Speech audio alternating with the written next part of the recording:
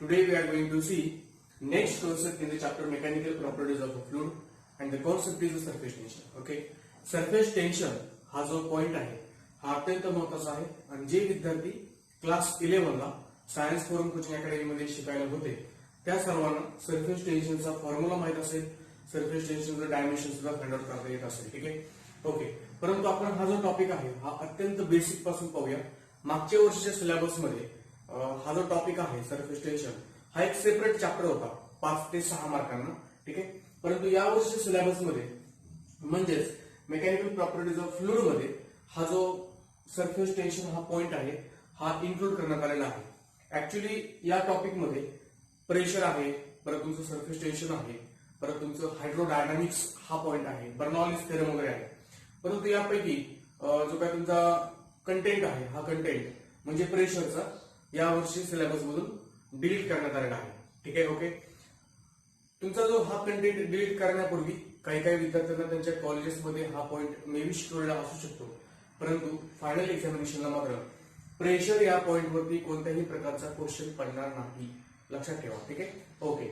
मग final एक्झामिनेशनला question पडणार नाही कुठून? ओके, क्वेश्चन असे फिक्स आहेत. ओके, म्हणजे सरफेस टेन्शन मधून जे काही क्वेश्चन पडणार हे साधारणपणे 4 ते 5 मार्काला क्वेश्चन पडणार सरफेस टेन्शन मधून, लक्षात सर्वांच्या. आणि 4 ते 5 मार्कांमध्ये काय काय असणार आहे पहा. अँगल ऑफ कॉन्टॅक्ट असेल, सरफेस टेन्शनचं एखादं न्यूमेरिकल असेल, परत तुमचं कॅपिलॅरिटी राईज, कॅपिलॅरिटी फॉल याचं डेरिव्हेशन असेल, एकदम सोपं डेरिव्हेशन. ओके, आणि त्यानंतर तुम्हाला 4t अपॉन आर आणि 2t अपॉन आर हे दोन छोटेसे डेरिव्हेशन असणार आहे. ठीक आहे ना, ओके. परंतु हा जरी टॉपिक सोपा असला तरी सुद्धा सर्वांना लक्ष देणं गरजेचं आहे, कारण टॉपिक सोपा आहे परंतु कन्फ्युजिंग आहे. लक्षात, पुढे गेल्यावर हळूहळू त्याचं काय होतं, कन्फ्युजन वाढतं. त्यामुळे तुम्हाला पहिल्यापासून टॉपिक अत्यंत डिटेलमध्ये पाहावा लागेल. ठीक आहे, ओके. तर मग आपण आता पाहूया सरफेस टेन्शन बद्दल डिस्कशन. सरफेस टेन्शन ही प्रॉपर्टी प्रथम समजून घेण्यापूर्वी आपल्याला काही फोर्सेस शिकावे लागतील. ठीक आहे ना, ओके. मग तरी सुद्धा तुम्हाला एक ओव्हरव्ह्यू किंवा जनरल आयडिया म्हणून तुम्हाला सरफेस टेन्शन बद्दलचे काही एक्झाम्पल सांगतो. Okay, what do you mean by surface tension? Okay, बऱ्याच लोकांना असं वाटेल की sir surface tension is nothing but tension acting on the surface. बरोबर आहे, ठीक आहे ना. परंतु फायनल एक्झामिनेशनला आपल्याला अशी डेफिनेशन लिहायची नाहीये. ओके, फायनल एक्झामिनेशनला मी तुम्हाला काय लिहायचं हे पुढे सांगणारच आहे. सध्या फक्त आपल्याला समजण्यासाठी it is a tension acting on surface. आता हे टेन्शन किंवा हा जो फोर्स आहे हा टेंजेन्शियल फोर्स असतो वगैरे वगैरे याबद्दल आपण बोलूया थोड्या वेळामध्ये. ठीक आहे ना. मग सरफेस टेन्शनचे एक्झाम्पल्स काय? तर सरफेस टेन्शनचे एक्झाम्पल्स आपण जर अवतीभोवती पाहिलं तर बऱ्यापैकी एक्झाम्पल्स आपल्याला सरफेस टेन्शनचे पाहायला भेटतात. उदाहरणार्थ तुम्ही कधी कधी पाहिलं असेल स्टील वॉटर. आता स्टील वॉटर म्हणजे संथ पाणी जे आहे स्टील वॉटर. स्टील वॉटरवरती म्हणजे समजा हे जर वॉटर असेल स्टील, तर या स्टील वॉटरवरती इन्सेक्ट्स वगैरे इझिली पुढे जातात. ठीक आहे, म्हणजे इन्सेक्ट्स और we can say spiders. Okay, they can walk on the surface of the still water. म्हणजे संत पाण्यामध्ये मुंगी म्हणा किंवा तुमचं बाकीचे जे काही इन्सेक्ट्स असतील हे इन्सेक्ट्स त्या पाण्यावरून इझिली चालू शकतात. ठीक आहे ना, ओके. मग हे तुमच्या लक्षात आलं. दुसरं एखादं एक्झाम्पल जर पाहायचं म्हटलं की आता मी हा जो ब्लॅक पेन आहे या ब्लॅक पेनच्या सहाय्याने बोर्डवरती लिहिते, राईट. ते पण सरफेस टेन्शनचं एक एक्झाम्पलच झालं. ठीक आहे, किंवा एखादी ग्रीस निडल असेल. ओके, ग्रीस केलेली निडल जर असेल तर ती सुद्धा वॉटर सरफेसवरती तरंगते. ठीक आहे, तर आपल्या टेक्स्टबुक मध्ये असे बरेच काही एक्झाम्पल्स दिलेले आहेत. हे एक्झाम्पल्स तुम्ही सध्या फक्त लक्षात ठेवा. ओके, म्हणजे आणि चॅप्टर संपल्याच्या नंतर मग हे एक्झाम्पल असे का आहेत किंवा या एक्झाम्पलचं तुम्हाला जे काही लॉजिक आहे हे लॉजिक समजून जाणार आहे. सध्या फक्त लक्षात काय ठेवायचंय की काही काही एक्झाम्पल दिलेले आहेत. ठीक आहे, आपल्या टेक्स्टबुक मध्ये काही एक्झाम्पल्स आहेत ते एक्झाम्पल्स मी तुम्हाला रीड करून दाखवतो आणि तुम्ही सर्वांनी ते एक्झाम्पल्स लिहून काढायचे. परंतु ते एक्झाम्पल्स कोणत्या हेडिंग अंडर लिहायचे यासाठी तुम्ही थोडा वेट करा. हा व्हिडिओ तुम्ही शेवटपर्यंत पहा आणि शेवटपर्यंत पाहिल्यानंतर मग तुमच्या लक्षात येईल की हे एक्झाम्पल्स कुठे लिहायचे आहेत. ठीक आहे ना, ओके. तर तुमच्या टेक्स्टबुक मध्ये पेज नंबर 33 वरती जावा आणि पेज नंबर 33 वरती गेल्यानंतर काही एक्झाम्पल्स आहेत. सरफेस टेन्शन हा जो पार्ट आहे 2.4 हा पार्ट आहे आणि 2.4 या पार्ट वरती त्यांनी आपल्याला काही एक्झाम्पल्स दिले आहेत. मी तुम्हाला का सांगितलं होतं की फ्लुइड मेकॅनिक्स मध्ये किंवा मेकॅनिकल प्रॉपर्टीज ऑफ फ्लुइड मध्ये दोन ब्रांचेस आहेत, हायड्रोस्टॅटिक आणि दुसरा आहे हायड्रोडायनामिक्स. तर हायड्रोस्टॅटिक जो आहे त्या हेडिंग अंडर हे सरफेस टेन्शन येतं. मी तुम्हाला काय म्हटलं इथं की water is the steel, okay, किंवा संत पाण्यामध्ये रेस्ट कंडिशनला, ओके, ठीक आहे. तर मग आता हायड्रोडायनामिक्स मध्ये गेल्यानंतर आपल्याला स्ट्रीमलाईन कंडिशन, बर्नॉलिस थेरम वगैरे ते किंवा स्टोक्स थेरम वगैरे सगळे येणार आहे. परंतु सध्या आपण सरफेस टेन्शन बद्दलच बोलतोय. Okay, example number 1, water spider walks on the surface of steady water. Okay, माहिती आपल्याला, राईट. ओके, जे काय वॉटर स्पायडर आहे हे स्टेडी वॉटरवरती, स्टेडी म्हणजे संत पाणी, ओके, स्टेडी वॉटर, स्टेडी म्हणजे ऍक्च्युली संत असं काय होत नाही, म्हणजे कसं की पाणी वाहतंय एकदम संत गतीने, राईट, म्हणजे ते तुमचं स्टेडी वॉटर झालं, राईट. ओके, स्टेडी आणि स्टील यामध्ये फरक आहे. स्टील पण चालतंय तुम्ही लिहिलेलं किंवा स्टेडी वॉटर. स्टेडी वॉटर म्हणजे पाण्याला मोशन आहे परंतु एकदम शांत प्रकारे ते पाणी वाहते.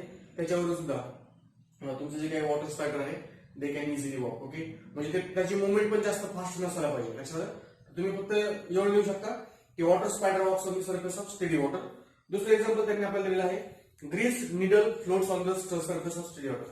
ग्रीस्ड निडल तुम्हाला मी सांगितलं आहे, ओके, जी काही निडल आहे ही सुद्धा पाण्यावरती तरंगते, ग्रीस्ड असणारी. ओके, कसल्या पाण्यामध्ये? स्टेडी वॉटरवर, राईट. रेन ड्रॉप्स आणि soap bubbles always takes spherical shape. हा महत्वाचा पॉईंट आहे कारण एमएसटी सीईटी मध्ये हा क्वेश्चन येऊन गेलेला आहे. ओके, की रेन ड्रॉप्स म्हणजे रेन ड्रॉप्स जे येतात ते फायनली स्पेरिकल शेपच का अचीव्ह करतात, तर त्याबद्दल आपण पुढे बोलणार आहोत. आपलं एक डेरिव्हेशन झाल्यानंतर, सरफेस एनर्जीचं डेरिव्हेशन झाल्यानंतर मी तुम्हाला याच्यामध्ये एकदम इलॅबोरेटली डिस्कशन करणार आहे. मी आता जर डिस्कशन केलं तर तुमच्या पटकन लक्षात येणार नाही कारण आपल्याला step by step logically surface tension हा पॉईंट समजून घ्यायचा आहे. ओके, ठीक आहे. त्यानंतर तरी पण तुम्ही लक्षात ठेवायचं, जर पेपरला सीईटीला क्वेश्चन असा आला की rain drops soap bubbles always takes spherical shape due to, मग ऑप्शन असतात viscosity, due to surface tension, okay, किंवा मग बाकी ड्यू टू डेन्सिटी, ओके, अशा टाईपचे सरफेस टेन्शन इज असतात, राईट. ओके, ठीक आहे. परत कॅपिलरी ट्यूब, ओके, किंवा कॅपिलरी ट्यूब जी आहे, कॅपिलरी ट्यूब मध्ये काही लिक्विड किंवा वॉटर म्हणा, इम्प्युअर वॉटर, ते राईज होतं, ते सुद्धा तुमचं sir due to surface tension आहे. ठीक आहे, तर हे एक्झाम्पल्स आहेत. प्लस तुम्हाला अजून एक्झाम्पल्स दिलेले आहेत खाली इथं डू यू नो मध्ये, तर ते पण एक्झाम्पल्स तुम्ही सर्वांनी लक्षात ठेवायचे. मेन हे जे काही एक्झाम्पल्स आहेत पेन्सिलने अंडरलाईन करून घ्यायचे सर्व एक्झाम्पल्स. ओके, ठीक आहे. तर ते हे एक्झाम्पल्स तुम्ही व्यवस्थित पाहताल. आता आपण नेक्स्ट कन्सेप्ट कडे जाऊया. आणि ऍक्च्युली आता आपण जो कन्सेप्ट पाहणार आहोत त्या कन्सेप्ट पासूनच सरफेस टेन्शन हा पॉइंट समजायला सुरुवात होते. ठीक आहे ना? ओके, मग आता आपल्याला काय करायचंय, समजा एखादा ग्लास घेतला, let us take a glass, okay, in which water is filled. आता समजा या ग्लासमध्ये वॉटर आहे. ओके, आता तुम्हाला एकदम सोप्या भाषेमध्ये समजून सांगतो, ओके, जेणेकरून तुम्हाला फोर्सेस सुद्धा आयडेंटिफाय करता आले पाहिजे. ओके, आता मला सांगा, this is nothing but glass, right. Okay, these are water molecules or we can say this is nothing but water. Okay, मग या ठिकाणी जर आपण विचार केला तर glass is matter, water is also matter. आता मॅटर म्हणजे काय? Matter is anything that can occupies volume, space. Okay, हे माहिती आपल्याला. किती सिंपल आहे पहा, एक ग्लास घेतलाय, ग्लास मध्ये वॉटर आहे, एवढं जर कळलं का नाही सर्वांना, एवढं हे आपले. ओके, हे तुम्हाला समजायलाच पाहिजे, सिंपल आहे, काही एवढं अवघड नाही. आता वॉटर, याच्यामध्ये असणारे जे काही पाणी आहे, water is a matter, right. आणि हा जो मॅटर आहे, this matter is made up of number of molecules. म्हणजे तुम्हाला या ठिकाणी सर्वांचं लक्षात आलं का की matter is made up of number of molecules. मग आता भरपूर मोलेक्युल्स आहेत. ठीक आहे, समजलं. आणि हे सर्व मोलेक्युल्स एकमेकांच्या जवळ आहेत, म्हणजे एकमेकांना स्टिक आहेत. ओके, ठीक आहे. म्हणजे त्यांच्यामध्ये फोर्स ऑफ अट्रॅक्शन असला पाहिजे. समजा आपण या ठिकाणी एक वॉटर मोलेक्युल कन्सिडर केला आणि त्याच्या शेजारी दुसरा एक वॉटर मोलेक्युल कन्सिडर केला, ठीक आहे ना, किंवा इकडे अजून एखादा वॉटर मोलेक्युल कन्सिडर केला. आता वॉटर मोलेक्युल्स, आता मी जर असं म्हटलं की मोलेक्युल्स एक्स, वाय आणि झेड हे तीन जे मोलेक्युल्स आहेत दे आर ऑफ वॉटर, म्हणजे ते वॉटरचे मोलेक्युल्स आहेत. ओके, तिन्ही पण वॉटरचे मोलेक्युल्स आहेत आणि यांच्यामध्ये फोर्स ऑफ अट्रॅक्शन आहे, बरोबर आहे ना. जर फोर्स ऑफ अट्रॅक्शन नसता तर ते मोलेक्युल सेपरेट झाले असते, समजते की नाही. मग आता याच्यामध्ये असणारा कोणता फोर्स आहे? Force of attraction. जर एखादा मॅटर आहे आणि त्या मॅटरचे मोलेक्युल्स मध्ये असणारा फोर्स आहे तर त्या फोर्सला कोहेसिव्ह फोर्स असं म्हणतात. कसला force? Cohesive force. Cohesive force किंवा त्यालाच आपण कोहेजन असं म्हणतो. काय म्हणतो आपण त्याला? कोहेजन. ठीक आहे ना. The force of attraction between molecules, the force of attraction between molecules of a same substance is non as a cohesive force. समजलं? म्हणजे आपण हे जे काही पाहत आहोत हे इंटरमोलेक्युलर फोर्सेस ऑफ अट्रॅक्शन मध्ये येतात. आणि या दोघांमध्ये इंटरमोलेक्युलर फोर्स ऑफ अट्रॅक्शन आहे ना, किंवा आपण असं म्हणू शकतो cohesive force is nothing but intermolecular force of attraction between molecules of a same substance. ठीक आहे, इथपर्यंत समजणार ना? सोपं आहे की नाही? ठीक आहे. मग आता इंटरमोलेक्युलर फोर्सेस ऑफ अट्रॅक्शनचा पहिला टाईप झाला कोहेसिव्ह फोर्स, किंवा त्यालाच आपण कोहेजन असं म्हणतो. काय म्हणतो आपण त्याला? कोहेजन. समजलं? आता लगेच काय काय विद्यार्थ्यांना डाऊट येईल की सर हे ठीक आहे, वॉटर सेम मटेरियल आहे, किंवा तुमचं काय म्हणतात आपल्याला, ठीक आहे सेम मटेरियल आहे आणि सेम मटेरियलचे किंवा सेम सबस्टन्सचे हे मोलेक्युल्स आहेत. Okay, the force of attraction between molecules of the same substance is non as a cohesive force. समजलं? ठीक आहे. मग जर तुम्हाला हे समजलं असेल तर मग कोहेसिव्ह फोर्स हा सर्वात जास्त कोणामध्ये असेल? सॉलिड मध्ये असेल का लिक्विड मध्ये असेल का गॅस मध्ये असेल? आता तुम्ही व्हिज्युअलाइज करा. समजा सॉलिड आहे. ओके, समजा हा सॉलिड आहे. सॉलिड, लिक्विड आणि गॅसेस या तीन पैकी सर्वात जास्त कोहेसिव्ह फोर्स कोणाच्या मोलेक्युल्स मध्ये असेल? ओके, तर आपल्या सर्वांना समजतंय की सॉलिडचे मोलेक्युल्स हे एकमेकांच्या अत्यंत जवळ असतात. ओके, समजा आपण एखादा सॉलिड घेतला किंवा आपण एखादं एक्झाम्पलच घेऊया. ठीक आहे, तर हे समजा सॉलिड आहे. या सॉलिडचे मोलेक्युल्स एकमेकांच्या अत्यंत जवळ आहेत. आता एकमेकांच्या अत्यंत जवळ आहेत म्हणजेच त्यामध्ये असणारा फोर्स हा जास्त आहे. इंटरमोलिक्युलर फोर्स जास्त आहे, कारण ते एकमेकांच्या अत्यंत जवळ आहेत. अत्यंत जवळ आहेत म्हणजे इंटरमोलिक्युलर डिस्टन्स कमी आहे. Okay, as intermolecular distance is a small, intermolecular forces are strong. ठीक आहे. मग आपल्या लक्षात आलं की कोहेसिव्ह फोर्सेस हे सर्वात जास्त सॉलिड्स मध्ये असतात. राईट. ओके, म्हणजे कोहेसिव्ह फोर्स सॉलिड मॉलिक्युल्स मध्ये स्ट्रॉंगेस्ट आहे, नंतर लिक्विड मध्ये, आणि सर्वात कमी जे काही तुमचे फोर्सेस आहेत कोहेसिव्ह फोर्सेस ऑब्विसली गॅसमध्ये. प्लीज हा सिक्वेन्स तुम्ही सर्वांनी व्यवस्थित लक्षात ठेवा. वाटलं तर तुमच्या वहीच्या वरच्या कोपऱ्यामध्ये तुम्ही हे लिहू शकता, विचारू शकतात ना. ठीक आहे. So cohesive forces are strongest in a solid and weakest in the gas. हे समजलं का? पहिला टाईप इंटरमोलिक्युलर फोर्सेस ऑफ अट्रॅक्शनचा. दुसरा जो टाईप आहे, आता हे तुम्हाला समजून सांगत असताना तुमच्या लगेच लक्षात येईल किंवा काय काय विद्यार्थ्यांना असा क्वेश्चन पडेल की सर ठीक आहे तुम्ही काय बोलताय की हा सेम सबस्टन्स आहे वॉटर आणि त्याचे मोलिक्युल्स आहेत. ओके, त्यांच्यामध्ये कोहेसिव्ह फोर्स आहे. परंतु हे जे वॉटर आहे, हे जे वॉटर आहे या तुम्ही साईडला इथं पाहिलं का? हे वॉटर हे ग्लास सरफेसच्या जवळ आले पहा. आता हे ग्लास सरफेसच्या जवळ आहे वॉटर, म्हणजे हा ग्लास सरफेस आणि हा वॉटर मोलेक्युल या दोघांमध्ये सुद्धा फोर्स ऑफ अट्रॅक्शन असायला पाहिजे. का बरं असायला पाहिजे? समजा आपण जर पाणी ओतून दिलं तर ग्लास सरफेसवरती तुम्हाला एकदम वेट झाल्यासारखं दिसेल, बरोबर आहे की? ठीक आहे, म्हणजे यस बरोबर आहे. तुमचा जो डाऊट आहे तो क्लिअर आहे की ग्लास सरफेस आणि त्याच्या जवळ असणारे जे काही वॉटर मोलिक्युल्स आहेत या सर्वांमध्ये सुद्धा काहीतरी फोर्स ऑफ अट्रॅक्शन असायला पाहिजे. परंतु आता हे सेम सबस्टन्स आहे का? वॉटर हे वेगळं सबस्टन्स आहे आणि ग्लास हे सुद्धा वेगळं सबस्टन्स आहे. म्हणजे आता आपण असं म्हणायचं का की there is a force of attraction between different substances, और can say there is a force of attraction between molecules of a different substances. बरोबर आहे, ठीक आहे. तर हे जे काय आहे याला आपण दुसरा शब्द वापरतो, that is nothing but adhesive force. कसला फोर्स आहे हा? ऍडेझिव्ह फोर्स. ऍडेझिव्ह फोर्स किंवा त्यालाच आपण ऍडेजन असं म्हणतो. कसला फोर्स आहे हा? ऍडेझिव्ह फोर्स. समजलं? तर ऍडेझिव्ह फोर्सला असं काही लिमिट नाहीये. ओके, म्हणजे तुमचं कोणामध्ये जास्त आहे कोणामध्ये कमी वगैरे कसं काही नसतं. ठीक आहे. सरफेस वेट झाला की ऍडेझिव्ह फोर्स जास्त असतो. सरफेस समजा जर वेट नाही झाला तर ऍडेझिव्ह फोर्स कमी असतो. That's it. ओके, तर तुम्हाला हे समजलं का? The force of attraction between molecules of a same substance is known as a cohesive force. The force of attraction between molecules of a different substances is known as a adhesive force.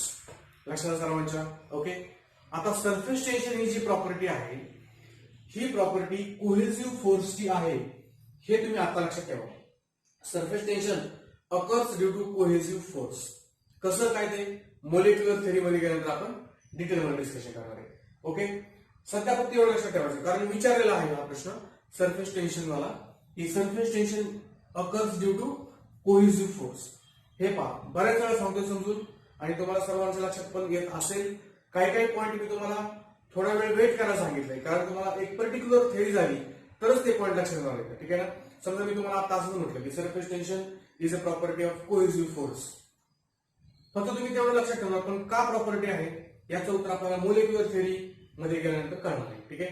Molecular theory आपण नंतर लगेच हे discussion molecular थेअरीच आहे. ठीक आहे ना. Okay, तर cohesive force कळलं, ऍडेझिव्ह फोर्स कळलं. आता हे तुम्हाला समजल्यानंतर ही डायग्राम व्यवस्थित ऑब्झर्व करा. केली का? या ठिकाणी मोलिक्युल ए आहे, या ठिकाणी मोलिक्युल बी आहे, या ठिकाणी मोलिक्युल सी आहे. मोलिक्युल ए च्या भोवतालचे जे काही मोलिक्युल्स आहेत हे सगळे वॉटर मोलिक्युल्स आहेत. म्हणजे the force of attraction between A and surrounding molecules is a cohesive force. Molecule B ला मोलिक्युल बी ठीक आहे इथं काढलाय आपण. त्याच्या भोवताली कोहेसिव्ह फोर्स जास्त आहे, ऍडेझिव्ह फोर्स कमी, कारण वॉटर आणि एअर या दोघांचा कॉन्टॅक्ट आहे. तुम्ही कसं मोलिक्युल बी तर आतमध्ये काढलाय वर तुम्ही कसं काय असं बोलताय.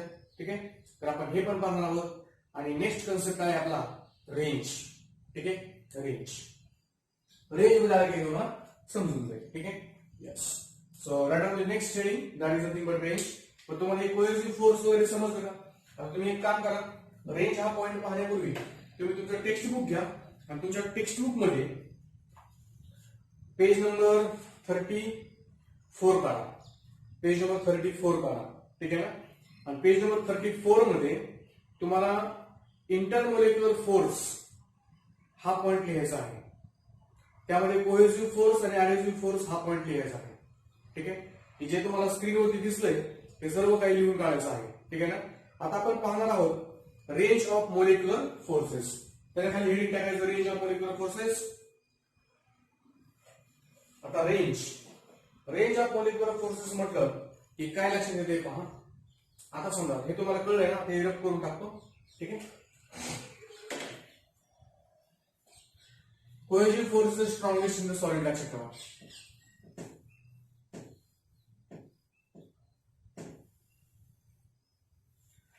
ओके, नेक्स्ट पॉइंट आहे तुमचा रेंज ऑफ मोलिक्युलर फोर्सेस.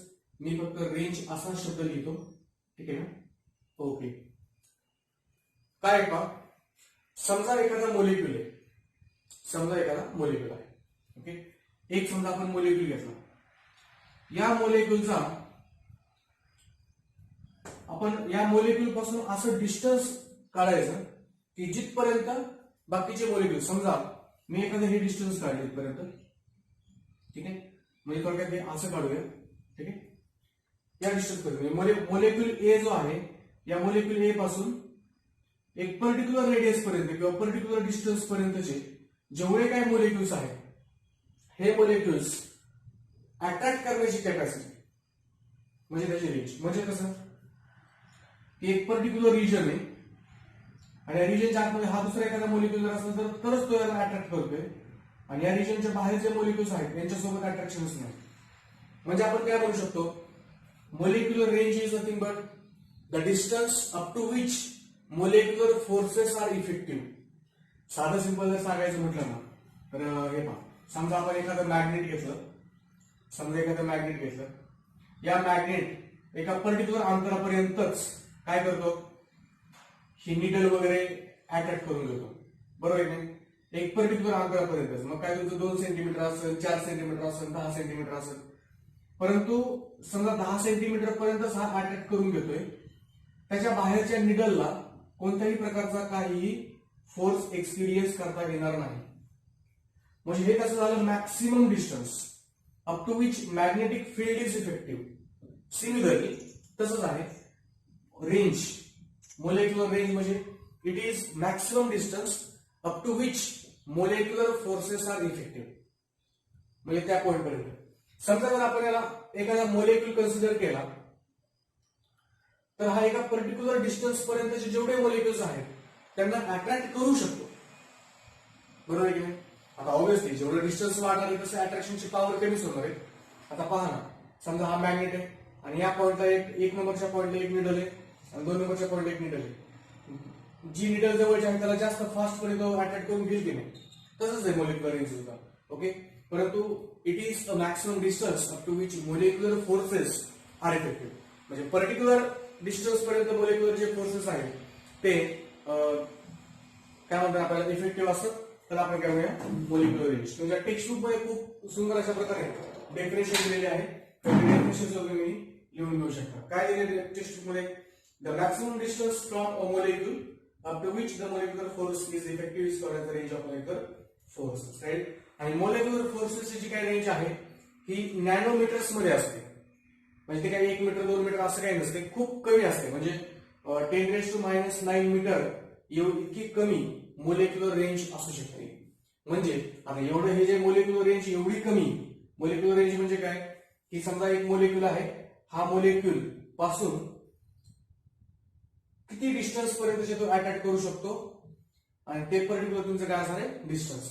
या डिस्टन्सच्या बाहेरचे जे काय आहे त्यांना आपण कन्सिडर करू शकत नाही, कारण ते अटॅकच होणार आहे. समजलं. मग आता हे जे काही मोलेक्युलर रेंज आहे, molecular range is in the order of 10⁻⁹ metre. आणि 10⁻⁹ मीटर म्हणजेच काय, नॅनोमीटर. कसं मीटर, नॅनोमीटर. समजलं का सर्वांना. ओके, आता इतकं कमी डिस्टन्स असतं, ही मोलेक्युलर रेंज एवढी कमी असते, म्हणजे याचं मी काय झालं की हे जे इंटरमोलेक्युलर फोर्सेस आहेत किंवा मोलेक्युलर रेंज वगैरे जे काही तुमचे फोर्सेस वगैरे हे जे आहेत, हे intermolecular forces are short range forces. Short range आहे. ओके, तर मग रेंजची डेफिनेशन कळली का. Okay, it is the distance from a molecule up to which molecular forces are effective. समजलं सर्वांना, सोपं आहे की नाही. ठीक आहे. ओके, हे एक झालं. आता तुम्हाला रेंज म्हणजे कळलं की रेंज म्हणजे तुम्हाला कळलं की मोलेक्युल पासूनचं डिस्टन्स. ओके, ठीक आहे. मग आता समजा या ठिकाणी एखादा मोलेक्युल आहे आणि याची रेंज आहे समजा काय 10⁻⁹ वगैरे, तर 10⁻⁹ च्या आवारामध्ये जेवढे येतील तेवढ्या हा काय करून घेणार आहे, तेवढ्या मोलेक्युल्सला अट्रॅक्ट करून घेणार आहे. त्याला आपण म्हणतो मोलेक्युलर रेंज. समजलं आपण काय म्हणतो molecular range. Okay, next concept आहे आपला, that is nothing but sphere of influence. आताच मी ड्रॉ केलं. हे पहा, मोलेक्युल आहे, एक पर्टिक्युलर रेंज आहे त्याची. मग स्फिअर ऑफ इन्फ्लुएन्स म्हणजे काय, मोलेक्युल आहे, एक पर्टिक्युलर रेंज आहे. रेंज समजा त्याची काहीतरी आर असेल तर आर एवढी रेंज घ्यायची आणि स्फिअर ड्रॉ करायचा. त्याला आपण म्हणतो स्फिअर ऑफ इन्फ्लुएन्स. काय म्हणतो आपण त्याला, sphere of influence. Sphere of influence. Influence म्हणजे परिणाम करतो. म्हणजे हा स्फिअर असा आहे की त्या स्फिअर मध्येच तो मोलेक्युल काय करतो, परिणाम करतो. ठीक आहे ना. Sphere of influence. So what do we mean by sphere of influence? It is nothing but an imaginary sphere with a molecule at its center. And radius is equal to molecular range. Okay? म्हणजे molecule आपण सेंटरला घेतलाय molecule आपण सेंटरला घेतलेला आहे आणि ही जी काही रेंज आहे, रेंज एवढं अंतर घेऊन, रेंज एवढी रेडियस घेऊन जो स्पिअर आपण ड्रॉ केला आहे तर आपण काय म्हणतो, स्पिअर ऑफ इन्फ्लुएन्स. आणि मग आता तुमच्या हे लक्षात आलं असेल की हे मी स्पिअर ऑफ इन्फ्लुएन्सेस काढलेले आहेत. मग स्पिअर ऑफ इन्फ्लुएन्सच्या रेंजमध्ये म्हणजे इथपर्यंत ह्याची रेंज आहे की नाही मोलेक्युलची पर्टिक्युलर. मग इथं जर तुम्ही पाहिलं बी या मोलेक्युलची रेंज कुठपर्यंत आहे, इथपर्यंत आहे. त्याचा स्पिअर ऑफ इन्फ्लुएन्स बाहेरच्या ह्याच्यामध्ये सुद्धा जाऊ शकतो. असं काही नाही की तो त्याच सबस्टन्स मध्ये किंवा त्याच मटेरियलमध्ये राहील, असं काही नसतं. ठीक आहे ना. पॉईंट सी ला जर म्हटलं तर या ठिकाणी कोहिजन पण आहे, या ठिकाणी ऍडेजन पण आहे. ओके. तर मला वाटतं तुम्हाला या ठिकाणी हे जे काही आपलं डिस्कशन आहे हे डिस्कशन प्रॉपरली समजलं असेल. ओके. ठीक आहे. आपल्याला पुढचा जो पार्ट पाहायचा आहे म्हणजे नेक्स्ट सेशन मध्ये, that is nothing but molecular theory. परंतु तुम्ही आता काय करायचं, इंटरमोलिक्युलर फोर्सेस नाव टाकायचं. ओके. पहिले सरफेस टेन्शन नाव टाकायचं. सरफेस टेन्शन हे नाव टाकल्यानंतर 3-4 ओळी सोडायच्या. एक्झाम्पल्स टेक्स्टबुक मध्ये सगळे कॉपी करायचे, 7-8 जेवढे असतील तेवढे. त्यानंतर इंटरमोलिक्युलर फोर्सेस हे हेडिंग टाकायचं आणि तुमच्या टेक्स्टबुक मध्ये जे काय आहे ते कॉपी करायचं किंवा मी तुम्हाला त्याची पीडीएफ प्रोव्हाइड करणार आहे. ओके. म्हणजे इंटरमोलिक्युलर फोर्सेस, त्यामध्ये कोहेसिव्ह फोर्स, त्यामध्ये ऍडेसिव्ह फोर्स, त्या प्रत्येकाचे सेपरेट एक्झाम्पल्स आणि त्यानंतर तुम्हाला लिहायचं आहे रेंज ऑफ किंवा मोलेक्युलर रेंज, त्याची डेफिनेशन, त्याच्याबद्दलचं ते नॅनोमीटर तुमचं काय शॉर्ट रेंज ते लिहायचंय. आणि ते झाल्यानंतर तुम्हाला लिहायचं आहे स्पिअर ऑफ इन्फ्लुएन्स. तर स्पिअर ऑफ इन्फ्लुएन्स आणि मोलेक्युलर रेंज यावरती तुम्हाला बोर्ड एक्झामिनेशन जुलै 17 ला 2 मार्काला 2 डेफिनेशन विचारलेलं होतं. ठीक आहे ना. तर आपण नेक्स्ट सेशन मध्ये आपण मोलेक्युलर थेअरी पाहणार आहोत. तुम्ही एवढं लिहिल्यानंतर मोलेक्युलर थेअरी हा पॉईंट टाकायचा. मोलेक्युलर थेअरी हा पॉईंट टाकल्यानंतर त्याखाली आपल्या टेक्स्टबुक मध्ये फक्त डायग्राम ड्रॉ करून ठेवायची. कळलं. बाकीचं जे काही आपलं डिस्कशन आहे हे आपण नेक्स्ट सेशन मध्ये म्हणजे उद्याच्या सेशन मध्ये पाहूया. आपण या ठिकाणी थांबूया. सर्वांनी स्वतःची काळजी घ्या. All the best. Study well. Okay. जर काय डाऊट आला तर विचारा. ठीक आहे. तर थांबूया आपण या ठिकाणी. धन्यवाद.